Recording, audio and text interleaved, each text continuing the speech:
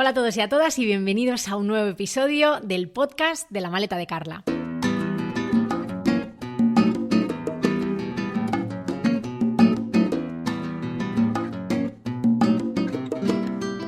Bueno, me he sentado a escribir el guión de este podcast porque con tantísima información sobre cómo volveremos a viajar cuando se pueda viajar, necesitaba organizar un poquito mis ideas y he pensado que quizá este podcast os sirva para organizar las vuestras. He dudado muchísimo entre si hacerlo un podcast o un directo en Instagram o qué hacer, porque al final es información que es tan volátil y que va cambiando cada día que bueno, al final he decidido hacerlo un podcast porque no voy a hablar solamente de cosas que están saliendo en las noticias estos días, sino que me gustaría también reflexionar un poquito sobre el futuro del turismo. Ya os digo desde el principio que si habéis llegado a este podcast esperando que os diga cuándo volveremos a viajar, siento decepcionaros, pero no, todavía no tengo una bola de cristal. No creo que sea algo que se pueda predecir en este momento y mi objetivo con este podcast es hablaros más bien del cómo, ¿no? De las medidas que han empezado a salir a la luz sobre cómo se va a adaptar el sector turístico para reanudar su actividad lo antes posible, porque si hay algo que está claro es que este sector está siendo ya uno de los más castigados por la crisis del coronavirus, porque viajar por ocio ahora mismo no es una prioridad para nadie. Aún así, todos queremos volver a viajar, todos estamos esperando con ganas el momento en el que reabran fronteras, podamos coger aviones de nuevo y volver a disfrutar del mundo. Queremos volver a la normalidad, no queremos tener que cancelar nuestras vacaciones de este verano, que llevamos pues ya un tiempo preparando con mucha ilusión y en las que hemos invertido nuestro dinero. Pero a la vez nos sentimos un poco mal por pensar en esto cuando siguen muriendo miles de personas al día por coronavirus.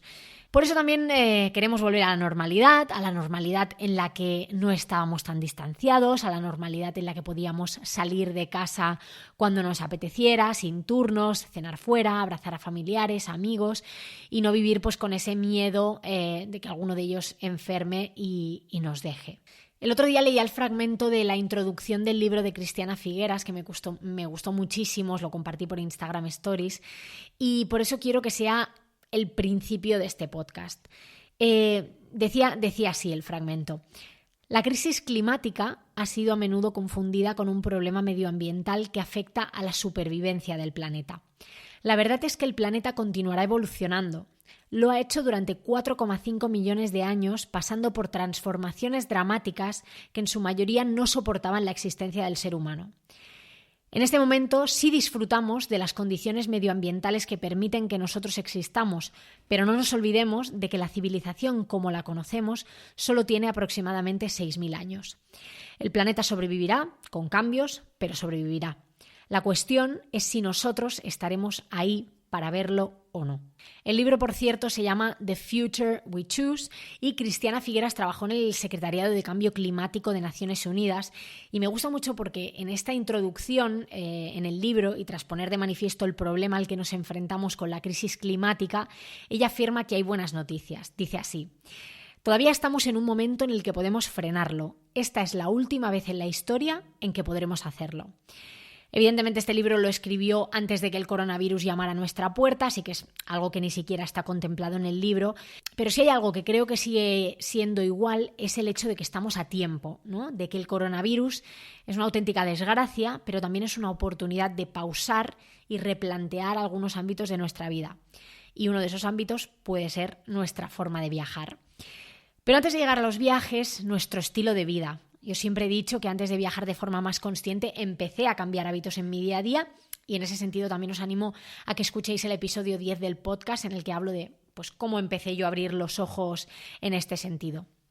Pero entonces, respondiendo a la pregunta de cómo vamos a viajar después del coronavirus, responder a esto es lanzar un montón de hipótesis al aire que no sabemos si se van a cumplir. Pero de todas maneras os voy a contar algunas de esas hipótesis y predicciones que parece que sí que se van a cumplir, que son las que pues más suenan en estos últimos días, en estas últimas semanas, y algunas predicciones pues para que vayáis viendo por dónde van los tiros. Evidentemente ya sabéis que cuando hablo de todos estos temas tenéis todas las fuentes, todos los artículos completos en el blog por si queréis profundizar un poquito más. Entonces, en primer lugar, el turismo de proximidad. Yo creo que si hay algo que tenemos todos bastante claro a estas alturas es que este año lo más probable es que no viajemos más allá de nuestras fronteras. este año o este verano, y que a medida que avancen los meses, a medida que pasen los meses, si el coronavirus se va controlando, pues entonces quizá podemos ampliar ese rango a Europa. Y pues yo, ¿qué queréis que os diga? A mí me parece una suerte que podamos empezar por casa. En España tenemos lugares increíbles a tiro de piedra y muchas veces, y yo la primera, tiramos hacia afuera porque da la sensación de que lo de aquí siempre lo vamos a tener disponible. De todas maneras, y aquí sí quiero detenerme un momento, se ha hecho viral una campaña en Twitter que tiene como nombre Quédate en España, y se trata de una campaña para fomentar que cuando podamos volver a viajar lo hagamos por España para apoyar también a los negocios locales. Y os quiero hacer referencia a un artículo que publicaron los compañeros de Salta conmigo en el que se cuestionan un poco esta campaña y dicen lo siguiente, y cito: el Quédate en España se basa en que no haya nadie de aquí que viva del turismo al extranjero, que no haya hoteleros con propiedades en el extranjero, agentes de viaje que venden viajes al extranjero, aseguradoras que venden seguros para viajes internacionales, guías, periodistas y comunicadores que escriban de viajes a todo el mundo. Ellos también son tus vecinos. Entonces, evidentemente, al principio esta va a ser la única opción, el turismo de proximidad va a ser la única opción, pero cuando sea posible salir fuera de España, todos y todas agradeceremos viajar a otros lugares y agradeceremos también que vengan turistas de otros lugares a España, porque no nos olvidemos de que una gran parte del PIB, del Producto Interior Bruto de este país, depende del turismo, y el turismo interior no va a compensar jamás las pérdidas del turismo internacional, al menos en nuestro caso. Esto evidentemente también me hace plantearme si el hecho de que como país dependamos tanto del turismo, y en concreto del turismo extranjero, es algo sostenible. Es algo que me cuestiono bastante a menudo, que me lo pregunto bastante a menudo, que el otro día de hecho hablamos sobre ello en Instagram Stories. Y bueno, no sé qué pensáis vosotros. Me encantará ver vuestras reflexiones sobre este podcast en las diferentes plataformas desde las que lo podéis escuchar. Ya sabéis que las únicas plataformas que permiten comentarios son iVoox y Apple Podcast. Pero bueno, si me escucháis por allí, pues dejadme vuestro feedback, o si no en el blog o en Instagram. Entonces, número 2, el turismo rural. El turismo rural, muchísimas personas me habéis preguntado por este tema porque parece que es lo que más éxito va a tener pues inmediatamente después de que nos dejen empezar a movernos por el territorio, y parece que es lo que más éxito va a tener. Y en parte pues es totalmente normal en un contexto en el que probablemente seguiremos manteniendo distancia social, por lo menos hasta que haya una vacuna. La gente no va a querer aglomeraciones. Y en ese sentido, pues se habla mucho de ecoturismo, de turismo activo y de sostenibilidad como conceptos protagonistas. Una de las preguntas que me hicisteis el otro día a través de Instagram Stories es que si creo que eso pondrá fin o hará que disminuya el turismo de masas, el hecho de que nos vayamos pues a casas rurales o a la montaña o a lugares un poco más aislados, menos turísticos, hará que se ponga fin al turismo de masas. Y a ver, evidentemente al principio el turismo de masas no existirá porque en general todo va a estar mucho más controlado para que haya ese distanciamiento social. De hecho, el otro día el becario y yo nos estábamos preguntando ¿cómo será ir a parques de atracciones? ¿Cómo será ir a PortAventura? ¿Limitarán el aforo? ¿Tendrás que reservar día y hora? ¿No abrirán directamente? Que no lo creo, porque al final son muchísimas pérdidas. ¿Tendrás que subirte a la montaña rusa con una mascarilla, con guantes? O sea, todas estas cosas son preguntas que todavía están en el aire y que pues para muchas de esas preguntas todavía no hay respuesta, pero evidentemente el turismo de masas es algo que, al menos en España y en Europa, en los países más afectados, no creo que se dé en el próximo año y en los próximos 2 años, pero esto ya es mi opinión. Lo importante creo que es pensar en cómo se va a gestionar el turismo de masas cuando todo vuelva a la normalidad, normalidad entre comillas, en un hipotético futuro en el que se encuentre una vacuna y se nos olvide entre comillas también todo lo que hemos pasado, porque bueno, está más que demostrado que el turismo de masas no es sostenible, y yo me pregunto, ¿no? ¿Volveremos a la casilla de inicio en este sentido? Por eso creo que es importante preguntarnos cómo se va a gestionar ese turismo de masas. Pues eso, cuando volvamos a la normalidad, entre comillas. A través de Instagram también me preguntabais si creo que se sobreexplotará el turismo rural. Y, a ver, yo, pues igual que lo del turismo de masas, en los próximos meses no se va a sobreexplotar nada porque todo va a ser muy medido, todo va a estar muy controlado. Y evidentemente parece que va a haber un boom en lo que a turismo rural se refiere, pero sí que hay una parte de esto que me gusta, que es que el turismo rural suele ser bastante sostenible y suele ser bastante medido ya de por sí. Entonces, bueno, en mi opinión, no creo que explote como tal. Aún así, parece que pues, para el turismo de proximidad, para el turismo rural, se va a priorizar el vehículo privado, que ya pues se nos está animando, ¿no? A las personas que tienen que volver a la oficina se les anima a que en la medida de lo posible vayan en su vehículo, no cojan el transporte público pues para evitar contagios y para mantener el distanciamiento social. Y en el caso de posibles viajes a casas rurales o turismo de proximidad, parece que también el vehículo privado va a ser lo que prime. Y yo, en ese sentido, pues evidentemente no sé hasta qué punto que todos los españoles nos vayamos de vacaciones en coche particular contribuirá al concepto de vacaciones sostenibles. Pero bueno, entiendo también que en los próximos meses no vamos a ser todos los españoles los que de repente cojamos el coche el 1 de julio y nos vayamos a la sierra o nos vayamos al Pirineo o algo así. Creo que de verdad pienso que esto va a estar mucho más medido. Otra reflexión que hacía el otro día respecto a esto es que en los últimos años hemos visto en redes sociales destinos muy idílicos, ¿no? Como que ha habido también un boom de destinos súper paradisíacos e importaba mucho, ¿no? La imagen de ese destino. Hemos visto, pues eso, imágenes de desayunos en piscinas infinitas, de escapadas fugaces de fin de semana, la misma foto de ese templo para el que la gente espera 3 horas para hacerse una foto con un efecto óptico incluido. Y evidentemente no creo que esto se vaya a acabar para siempre, pero sí creo que le vamos a dar un valor diferente al viaje. Yo tengo la sensación de que habíamos llegado a un momento en el que viajar era tan fácil y tan económico y tan casi al alcance de prácticamente todo el mundo que no estoy del todo segura de que realmente valoráramos el gran regalo que es viajar, ¿no? Lo dábamos un poco por supuesto, como algo que siempre íbamos a poder hacer, como algo accesible, y ahora que nos lo han quitado, ¿no? Que nos lo han arrebatado así de la noche a la mañana, poder volver a viajar yo creo que va a ser como releer un libro que nos encanta, que hace años que no leemos, o incluso mejor, leerlo por primera vez. Y creo que ya no nos va a importar tanto el destino, ¿no? Tengo la sensación, no sé si coincidiréis conmigo, de que muchos destinos se habían convertido muy en iconos de lo que eran unas vacaciones increíbles, ¿no? Y pues me viene a la cabeza Bali, por ejemplo. Y creo que eso ya no va a importar tanto, va a importar más con quién compartimos ese destino, le daremos mucha más importancia a las pequeñas cosas, o por lo menos al principio creo que va a ser así.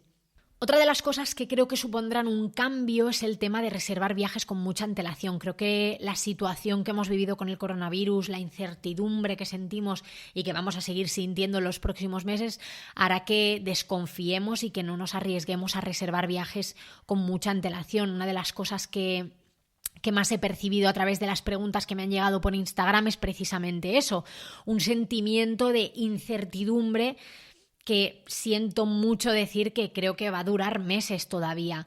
Es imposible predecir lo que va a pasar, es imposible saber si volveremos a viajar en julio, en agosto o en septiembre. Y al menos de momento creo que nos toca vivir con esa incertidumbre. De lo que sí estoy prácticamente segura es de que si antes viajábamos con seguro por una cuestión médica, ahora buscaremos seguros que nos incluyan pues, casos de epidemia, de casos de pandemia, seguros que a lo mejor antes ni siquiera existían porque esto eran casos muy, muy, muy puntuales y que prácticamente no se habían dado y que ahora, pues tras el coronavirus, creo que es algo que vamos a demandar. Seguros de viaje que incluyan cancelación, que nos aseguren que no vamos a perder el dinero invertido si hay un rebrote o si llega otro coronavirus a patearnos el culo, ¿no? Y no solamente vamos a elegir seguros de viaje que tengan unas opciones más flexibles, sino que exigiremos también políticas de cancelación de las aerolíneas más flexibles, políticas de cancelación de alojamientos más flexibles. Es algo que creo que sí que va a cambiar el futuro de los viajes, que vamos a ver cómo toda la industria se adapta a ese miedo, entre comillas, a tener que cancelar un viaje por alguna causa pues como el coronavirus, como ha pasado con el coronavirus.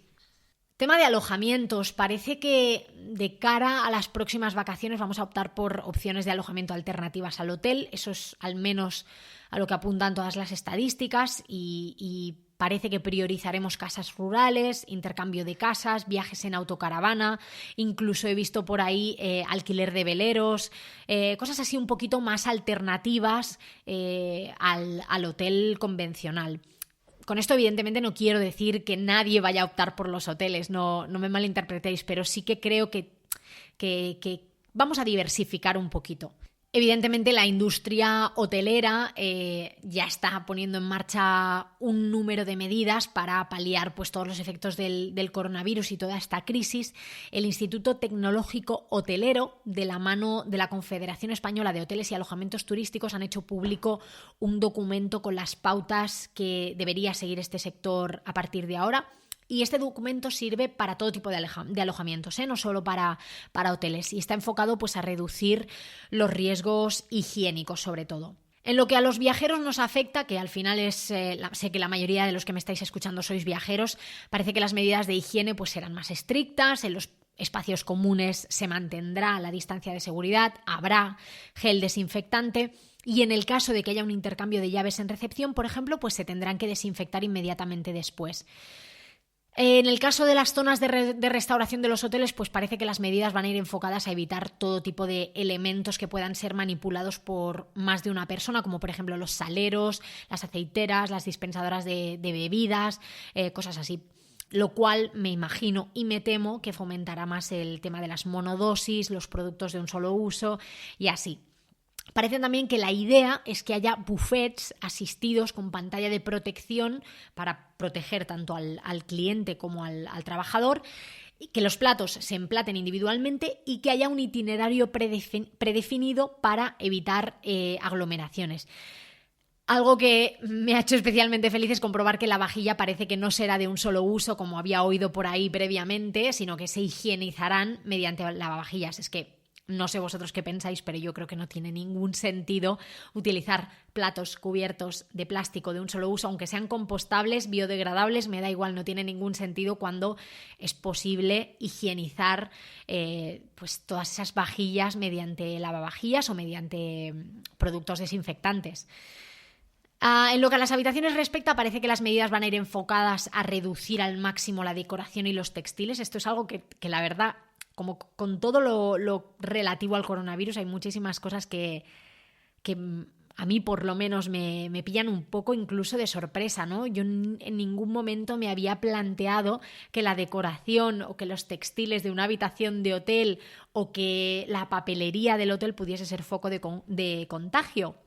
Entonces parece que las habitaciones van a ser mucho más minimalistas, van a tener las cosas mínimas, las papeleras tendrán tapa y lo que os decía, y se limitará, por ejemplo, la papelería, ¿no? El típico boli y bloc de notas que suele haber en las habitaciones. Evidentemente se contempla pues, incrementar la frecuencia de la limpieza, especialmente en zonas de paso, pomos, puertas, ascensores, todas estas cosas. Pero bueno, si os interesa este tema especialmente, os dejaré todo el informe enlazado porque además incluye una serie de acciones basadas en las fases de la desescalada que supongo que se irán aplicando pues, en función de la comunidad autónoma, la fase que esté. Otro tema bastante interesante del que me he enterado esta semana porque mi colega periodista Ana Salva lo publicó en la web de traveler.es es otra posibilidad, otra propuesta que se está estudiando y que parece que podría tener éxito. O sea, esto es una posibilidad bastante real y que en mi opinión también tiene bastante sentido. Entonces, al parecer hay un estudio que han llevado a cabo el Centro de Políticas Económicas ESADE-ECPOL de Madrid, que propone dividir Europa en regiones COVID-free, es decir, sin COVID, sin coronavirus. Si este programa se aprobara, se permitiría viajar entre zonas libres de coronavirus. ¿Qué quiere decir esto? Pues básicamente que a medida que la incidencia del virus disminuya en ciertos territorios, la movilidad entre esos territorios se normalizaría, siguiendo una estrategia de zonas verdes. Y por esa razón, precisamente, quizás sería posible que un alemán de la zona de Bavaria viajase a Mallorca antes que un madrileño. Tan sencillo como eso. Y justo antes de ponerme a grabar este podcast, he leído que la Comisión Europea recomienda reabrir las fronteras de forma gradual entre países con una situación epidemiológica similar. No sé si se basarán en zonas, en regiones, en países, porque en ese caso pues España entraría toda dentro del mismo saco, pero bueno, es bastante interesante, la verdad que me parece que sería un principio. Hablemos ahora del sector de la aviación, que también evidentemente ha caído en picado y aunque todavía es difícil prever cuándo se volverán a reabrir las fronteras aéreas entre países y así, pues ya hay información sobre cómo podría ser el proceso de embarque y de vuelo. Lo que os voy a contar a continuación está basado en la información que ha publicado IATA, que es la Asociación Internacional de Transporte Aéreo. Se trata de unas pautas, unas estrategias provisionales que podrían implementarse en el sector de la aviación cuando podamos volver a volar. Por lo que cuenta IATA, no se han reportado casos de posibles transmisiones en vuelos, algo que me imagino que es bastante difícil de determinar, pero así lo han dicho ellos.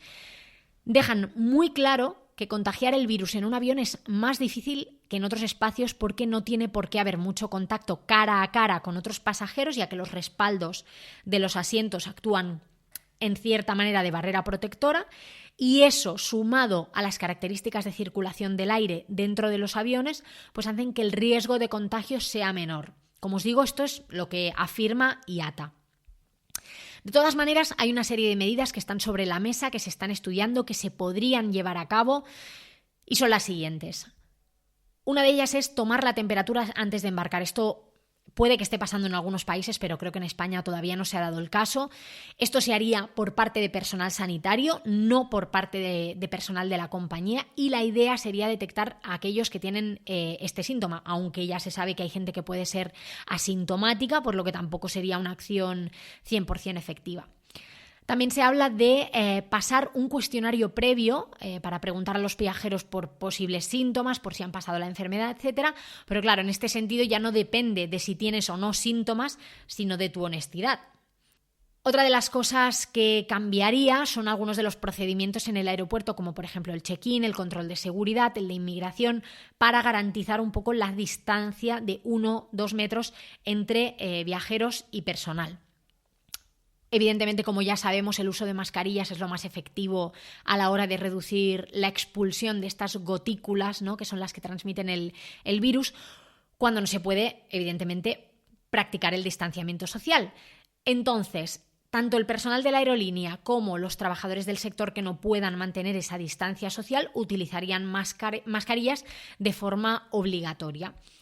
El uso de mascarillas también sería obligatorio para los pasajeros porque no se contempla que las aerolíneas dejen asientos libres, y no sé si esto lo estás escuchando y es un shock para ti, pero por lo que dice IATA, aunque ahora hay aerolíneas que están dejando asientos libres, con la vuelta a la normalidad esto sería económicamente inviable.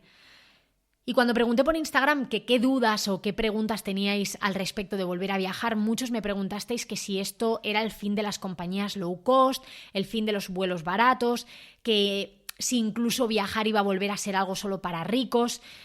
Y pues como veis, la posición de IATA al respecto es esa: dejar asientos libres supondría un incremento del 50% del precio del billete y en algunos casos la quiebra de ciertas aerolíneas de las que sobrevivan a la crisis que estamos enfrentando.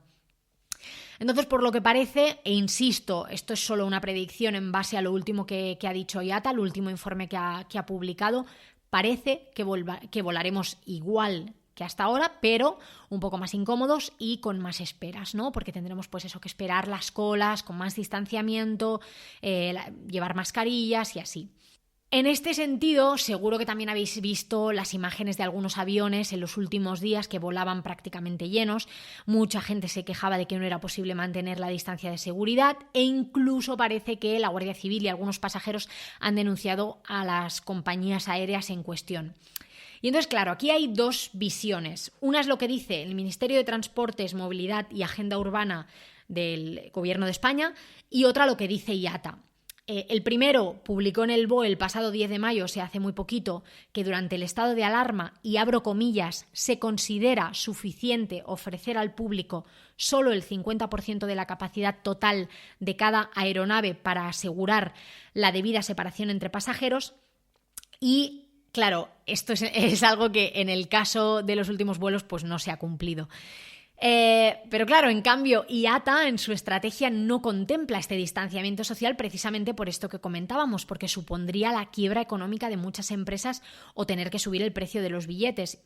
Y aquí también me quería detener porque creo que ya no es una cuestión solamente de dinero. No sé si recordáis que en el episodio sobre si deberíamos dejar de viajar en avión, os conté que la aviación suponía en ese momento un 2% de las emisiones de CO2 globales producidas por la actividad humana, pero que un dato positivo era que el nivel de ocupación del avión era de una media del 82%, que es mucho más alto que en otros transportes que suelen ir más vacíos. Así que aunque el avión fuera un transporte muy contaminante, pues al menos se estaban aprovechando todos los recursos prácticamente al 100%. Si los aviones empiezan a volar al 50% de su capacidad, serán transportes mucho menos sostenibles. Y no sé qué opináis vosotros, pero yo creo que todo esto es bastante complicado, de eso creo que no hay duda, y habrá que ver al final qué medidas se toman. Pero si me preguntáis a mí cuál es mi opinión, yo creo que al principio sí que las aerolíneas van a tener que subir un poco los precios porque van a tener que compensar todas las pérdidas que están teniendo y que todavía van a tener debido al coronavirus. Porque además no hay que tener en cuenta solamente la ocupación de un avión, el número de billetes que se venden, hay que tener en cuenta otros factores. Por ejemplo, el tiempo que un avión, que una aeronave está parada en un aeropuerto, a la aerolínea le cuesta dinero. Es lo que se conoce como el turnaround, que es el tiempo entre vuelo y vuelo. Entonces, todo ese tiempo ahora va a tener que ser más porque se va a tener que invertir en procesos de limpieza mucho más profundos para higienizar las aeronaves siguiendo un poco las pautas recomendadas por los organismos de salud. Entonces, eso le va a costar más a la aerolínea. Eso también va a incrementar, yo creo, el precio de los billetes. Pero ya os digo, me parece que va a ser algo temporal. Me parece que quizá pues los primeros 2 años sí que suban un poco los precios, pero luego yo creo que la tendencia volverá a ser a la baja porque me da la sensación de que las aerolíneas no se pueden arriesgar a poner precios desorbitados porque eso significaría que mucha menos gente volaría. Así que, como os digo, es un paradigma bastante difícil de predecir, saber si los vuelos van a subir o se van a mantener, si las compañías low cost van a quebrar o no van a quebrar, si van a poder mantener sus precios, es algo muy difícil todavía de predecir. Y bueno, pues esa es un poco mi opinión y cómo lo veo yo después de haber leído pues toda la información que he leído. Ya me contaréis cómo lo veis vosotros. Por lo que respecta a coger aviones, evidentemente el reto más grande se presenta pues cuando los pasajeros están en movimiento, ya sea embarcando, desembarcando, utilizando los baños. Y algunas de las acciones que ya se están llevando a cabo en este sentido son gestionar un poco mejor o de forma más ordenada el proceso de embarque para que la gente no esté tan pegada, limitar el equipaje de mano, embarcar a ciertos pasajeros primero o permitir que un solo pasajero se levante al baño, que no se formen colas. Bueno, ordenar un poco mejor a los pasajeros, que creo que esto es algo que llevará un tiempo que tanto las aerolíneas como azafatas y personal de cabina como los viajeros nos acostumbremos y nos adaptemos. Esto, bueno, va a llevar tiempo. Y otra medida que ya se está implementando es incrementar el nivel de limpieza en los aviones con una serie de productos específicos. Esto es algo que ya no solo en los aviones, en alojamientos, ya habéis visto que el tema de la limpieza es algo que va a ir mucho más allá. Por lo que al tema de hacer test se refiere, sí que se está hablando de la posibilidad de disponer test rápidos en los aeropuertos para poder confirmar pues, rápidamente si un viajero tiene coronavirus o no lo tiene, pero este tipo de test todavía no están disponibles ni se están llevando a cabo de forma extendida. Pero según la Organización Mundial de la Salud, la OMS, en el mes de mayo-junio podrían empezar a repartirse estos test, lo cual sería pues evidentemente un cambio de paradigma, ¿no? Porque ya sabríamos si podemos o no podemos viajar. Bueno, se abrirían un montón de posibilidades diferentes.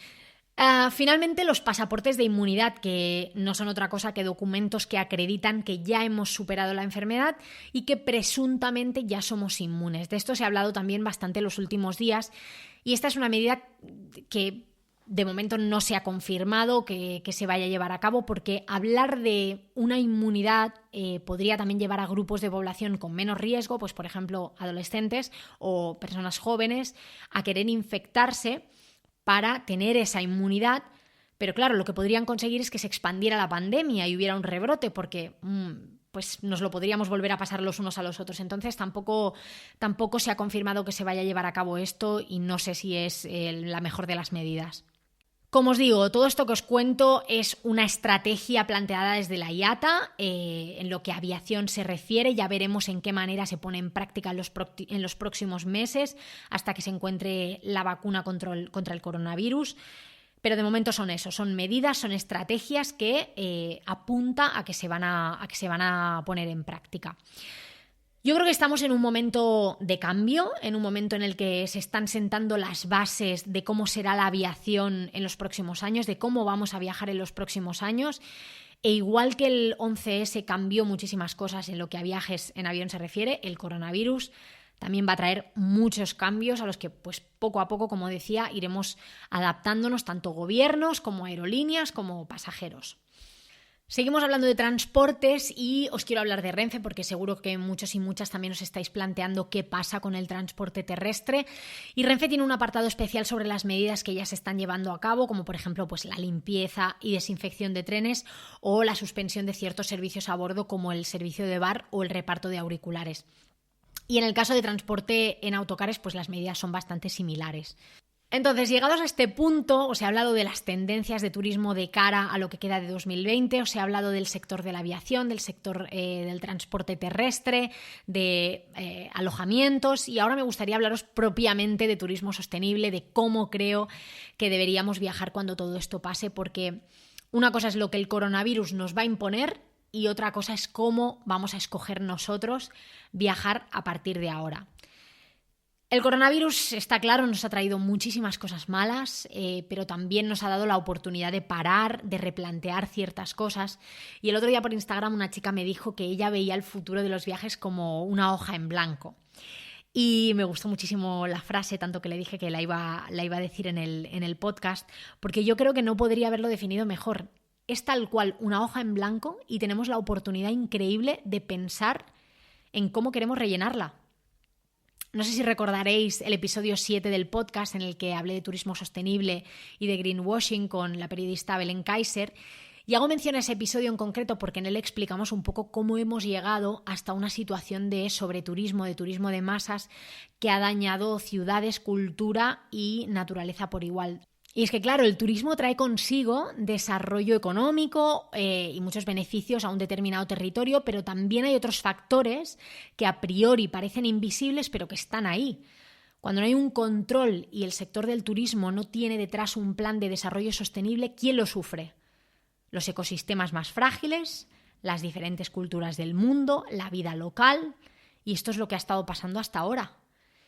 El coronavirus ha puesto en pausa nuestras vidas, ha puesto en pausa el turismo, evidentemente, y como ya habéis podido ir intuyendo en este podcast, todavía tardaremos en volver a viajar como lo hacíamos y de hecho, yo creo que es un buen momento para utilizar esta pausa para replantearnos nuestra forma de viajar. Y esto es precisamente lo que planteé yo en la primera edición del New Traveller Fest, que es una jornada sobre turismo sostenible en la que intentamos definir el turismo que queremos cuando podamos volver a viajar. La jornada se celebró el pasado 2 de mayo con 6 profesionales del sector que dieron 6 charlas sobre 6 temas totalmente diferentes. Entonces, a continuación quiero darte algunas pinceladas sobre lo que se comentó en las charlas porque creo que fueron charlas muy inspiradoras y si no pudiste asistir, si no sabías de la existencia de esta jornada, en el post de este podcast encontrarás un enlace para conseguir los vídeos de las ponencias. Yo de verdad, pues no te lo puedo recomendar más. Y ya lo he dicho en alguna ocasión, pero lo repito, yo sabía que los ponentes de la jornada eran unos profesionales, pero superaron mis expectativas por 100, por 1000. Fue una jornada súper inspiradora, súper llena de aprendizaje. Y pues quiero compartir un poquitín de ese aprendizaje con vosotros en este podcast también. Quiero empezar hablando de la charla de Karma, que es veterinaria y autora del blog conmochila.com, porque ella fue la encargada de situarnos un poco a todos y a todas frente a la situación actual, ¿no? Digamos que nos bajó a la tierra, nos hizo la introducción perfecta a lo que es el turismo responsable y nos dio algunas claves de cómo nosotros podemos ser turistas más conscientes. Y ella lo resumió perfectamente en una frase. Si no eres parte de la solución, eres parte del problema. Y la verdad es que si nos paramos a analizar bien la frase, a mí por lo menos me impacta, porque yo no creo que nadie quiera ser parte del problema. Y aquí quizá también tendríamos que preguntarnos, ¿estamos dispuestos a hacer lo que hay que hacer para ser parte de la solución? ¿Estamos dispuestos a cuestionar nuestros hábitos, a desaprender para volver a aprender nuevas formas de hacer las cosas, a mirar hacia adentro y analizar lo que quizá podríamos hacer mejor? Sé que es difícil, pero es un buen punto de partida. Y si tú, que me estás escuchando, estás dispuesto, estás dispuesta, sigue escuchando porque esto te va a interesar muchísimo. El siguiente ponente fue Javier Tejera, que es fundador de Ecotouristing y es consultor, especialista en planificación estrategia de destinos turísticos en clave sostenible. Y Javier hizo una charla enfocada al futuro del sector, pero nos dejó 2 frases que yo creo que son también para pararse a reflexionar. La primera es el título de su ponencia, que dice así: ¿el turismo que viene será sostenible o no será? Y es una afirmación también muy contundente, pero creo que muy realista. No podemos esperar que el turismo se aguante en la situación en la que estaba hasta ahora. No podemos esperar que haya destinos que sigan soportando la masificación y que todo valga por tener más beneficios económicos. Y la segunda frase, que creo que también nos escoció un poquito a todos los asistentes, dice así: hay que viajar menos para viajar mejor. Así de sencillo. En el año 2019 hubo 1.500 millones de viajeros. Y Javier lo dijo al final de su ponencia: no se puede mantener ese número de forma sostenible. Con la nueva coyuntura que se nos presenta después del coronavirus, seguramente nos veremos obligados a viajar menos, a viajar más cerca, ¿no? Lo que comentábamos al principio, pero quizá eso suponga que viajaremos mejor, que le daremos más valor a ese viaje. Ya lo veremos. Andrea Torres, bióloga en FADA y autora del blog traveleating.com, dio una charla también muy esclarecedora sobre turismo con animales. Ya he hablado de ella en este podcast en otras ocasiones y ya sabéis que en el capítulo 3 la entrevisté sobre este tema y en el 24 repetimos también para hablar de Tailandia y de turismo con elefantes. Antes de que se celebrara el festival, el New Traveler Fest, cuando estábamos hablando de su ponencia, decidimos que teníamos que enfocarla a cómo está relacionada la pandemia que estamos viviendo, el coronavirus, con la relación que tenemos con los animales. Y es que ya se ha confirmado que el coronavirus no es otra cosa que un claro caso de zoonosis. Y si os estáis preguntando qué es la zoonosis, como me lo preguntaba yo la primera vez que escuché a Andrea hablar de este tema, pues es básicamente la transmisión de una enfermedad infecciosa de un animal a un ser humano o viceversa. Y evidentemente cuando tenemos animales enjaulados en mercados con una dudosa higiene, cuando hay tráfico ilegal de animales, cuando eliminamos especies, pues pasan cosas como estas. De hecho, una de las consecuencias turísticas que puede traer el coronavirus es precisamente esta. Como os decía, la zoonosis puede suceder de forma inversa, es decir, nosotros podemos contagiar a otros animales con coronavirus y en el caso de nuestros parientes animales más cercanos, que son los grandes simios, las consecuencias podrían ser dramáticas porque muchas de estas especies están en peligro de extinción. En el caso de África, por ejemplo, la mayor preocupación está centrada en la frontera entre Uganda, Ruanda y la República Democrática del Congo, que es donde se concentra la totalidad de la población mundial de gorilas de montaña, que está en peligro de extinción. Entonces a esta zona se han prohibido las visitas turísticas y nadie puede acercarse excepto los agentes forestales, lo cual en parte es una solución, pero también puede ser un problema porque en muchos países africanos se ha conseguido controlar la caza furtiva gracias al turismo, que aporta más dinero y puestos de trabajo que vender animales en el mercado negro. Entonces, si no hay turismo, bueno, pues habrá que ver cómo sobreviven este tipo de espacios protegidos. ¿Cómo aplicamos todo esto que os acabo de contar al turismo? Pues evidentemente siendo muy cautos a la hora de escoger actividades en las que haya animales involucrados, pero turismo nacional y turismo internacional, porque no nos olvidemos de que en España sigue habiendo espacios con animales en cautividad que tampoco son responsables. Y también hay que pensar lo siguiente: igual que un murciélago o un pangolín nos puede transmitir una enfermedad, un elefante también puede. y muchas veces no tenemos reparo en ir a santuarios, entre comillas, santuarios, a tocar a un animal sin pensar en las consecuencias. Entonces, quizá sea una de las cosas que aprendamos gracias al coronavirus, ¿no? Que los animales salvajes deben tener su espacio y que cuanto menos contacto tengan con el ser humano, pues mejor. En el New Traveller Fest también hablamos de otros temas como pues, fondos marinos, turismo solidario, turismo con niños en clave de sostenibilidad. Así que si todos estos temas os interesan, yo de verdad no os puedo animar más a que veáis los vídeos de las ponencias porque realmente todos fueron súper interesantes. Sobre todo en este sentido me quiero quedar con que cuando volvamos a viajar lo hagamos pensando en que todas nuestras acciones tienen un impacto. Y que si queremos seguir viajando, tenemos que minimizar ese impacto, tenemos que ser conscientes de lo que supone coger tantos aviones, participar en según qué actividades y, como decía al principio, este parón nos tiene que servir para coger impulso hacia la dirección correcta, hacia la dirección sostenible. Espero que este podcast os haya gustado, que haya resuelto alguna posible duda que pudierais tener, que os haya ayudado a ordenar algunas ideas. Recordad que si tenéis alguna pregunta más, pues podéis escribirme a info@lamaletadecarla.com, como siempre. Y os espero en redes sociales, donde ya sabéis que me encontráis como @lamaletadecarla y en el blog lamaletadecarla.com. Hasta la próxima. ¡Chao!